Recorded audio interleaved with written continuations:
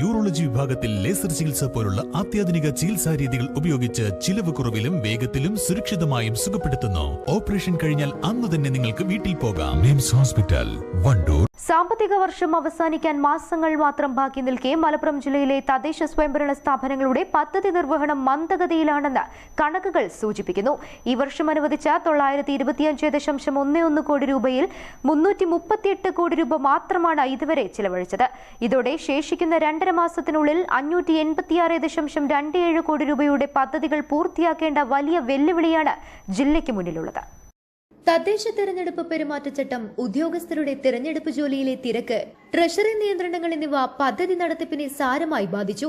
ജില്ലയിലെ 122 തദ്ദേശ സ്ഥാപനങ്ങളിൽ 10 മാത്രമാണ് ഇതുവരെ പകുതി തുകയെങ്കിലും ചെലവഴിച്ചത്. ഗ്രാമപഞ്ചായത്തുകളിൽ 58.33% തുക ചെലവഴിച്ച കീഴുപറമ്പ് പഞ്ചായത്താണ് ജില്ലയിൽ ഒന്നാമത്. ബ്ലോക്ക് പഞ്ചായത്തുകളിൽ പൊന്നാനിയും മുനിസിപ്പാലിറ്റികളിൽ വളാഞ്ചേരിയും മുന്നിലുണ്ട്.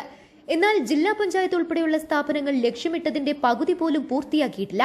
പട്ടികജാതി വികസന പദ്ധതികളിൽ 52.96% തുക ചെലവഴിക്കാനായപ്പോൾ ജനറൽ വിഭാഗത്തിൽ ഇത് 41% ഒതുങ്ങുന്നു. നഗരസഭകളാണ് പദ്ധതി വിഹിതം വിനിയോഗിക്കുന്നതിൽ ഏറ്റവും പിന്നിൽ നിൽക്കുന്നത്. വരും ആഴ്ചകളിൽ യുദ്ധകാലാടിസ്ഥാനത്തിൽ പ്രവൃത്തികൾ പൂർത്തിയാക്കിയില്ലെങ്കിൽ വലിയൊരു തുക ലാപ്സാകാൻ സാധ്യതയുണ്ടെന്ന് വിലയിരുത്തപ്പെടുന്നു. News bureau, Wandoor. സ്വന്തം ഹൈസ്പീഡ് ഇന്റർനെറ്റ്, നമ്മുടെ സ്വന്തം ഇന്റർനെറ്റ്.